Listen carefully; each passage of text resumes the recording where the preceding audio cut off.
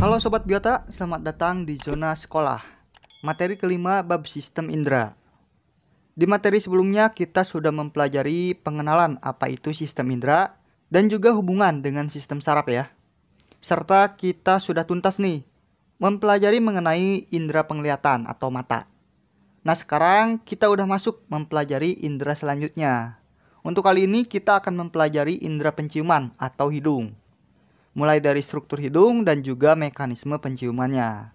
Oke, kita akan mulai dari struktur dan fungsi dari indera penciuman atau hidung.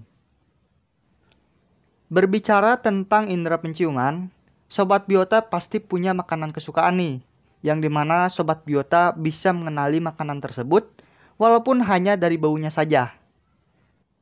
Nah sob, ternyata salah satu penyebab kita bisa mencium aroma masakan itu adalah karena masakan atau makanan akan melepaskan molekul-molekul kecil ke udara, bernama senyawa volatil organik. Jadi senyawa volatil organik ini merupakan molekul organik kecil yang mudah menguap pada suhu ruang. Contohnya nih seperti mangga manis yang mengeluarkan aroma. Nah ternyata pada mangga itu terdapat 285 senyawa volatil organik yang telah teridentifikasi.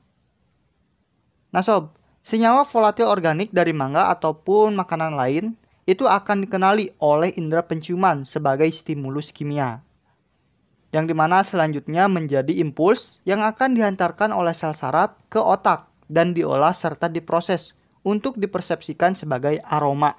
Mau itu aroma makanan, parfum, sampah, ataupun yang lainnya ya.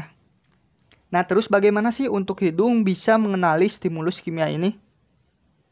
Oke, jadi dengan kita tahu bagian-bagian hidung yang berfungsi dalam indera penciuman, maka kita bisa nih menjawab pertanyaan ini. Langsung saja mari kita kenali satu persatu ya, struktur dari indera penciuman. Nah, jadi sob, senyawa volatil itu pertama akan masuk melalui lubang hidung atau nostril ya. Kemudian ke rongga hidung, lalu ke konka nasal. Nah, di bagian atas atau superior konka nasal ini terdapat suatu struktur bernama epitel olfaktori.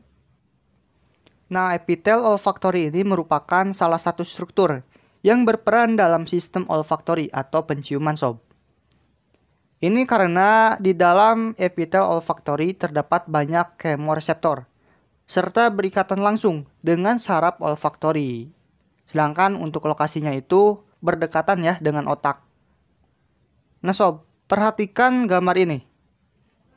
Ini merupakan penampang dari sistem penciuman, di mana yang terdiri atas lapisan epitel olfaktori, lamina propria, lempeng cribriform, dan juga struktus olfaktori. Epitel olfaktori. Nah, epitel ini memiliki 3 jenis sel, yaitu sel reseptor, sel pendukung, dan juga sel basal ya. Di dalamnya ada 3 jenis sel. Yang pertama, sel reseptor, di mana ini merupakan reseptor atau penerima stimulus bau, yang dimana ujung dendrit sel reseptor ini memiliki silia, dan juga pada membran silianya itu terdapat banyak jenis kemoreseptor ya. Selanjutnya ada sel pendukung. Nah, untuk fungsi dari sel pendukung ini hanyalah untuk mendukung sel epitel olfaktori ya. Kemudian ada sel basal. Nah, ini merupakan sel yang dapat melakukan pembelahan dan berdiferensiasi membentuk sel pendukung ataupun sel reseptor olfaktori. Selanjutnya di lapisan berikutnya ada lamina propria, yang dimana di dalamnya itu terdapat kelenjar mukus yang bisa menghasilkan mukus atau lendir, yang dimana saluran ini melintang dari lamina propria ke epitel. Tujuannya supaya lendir atau mukus ini bisa dikeluarkan sob. Nah, mukus ini berfungsi untuk menjebak dan melarutkan molekul volatil agar dapat menempel pada reseptor di silia.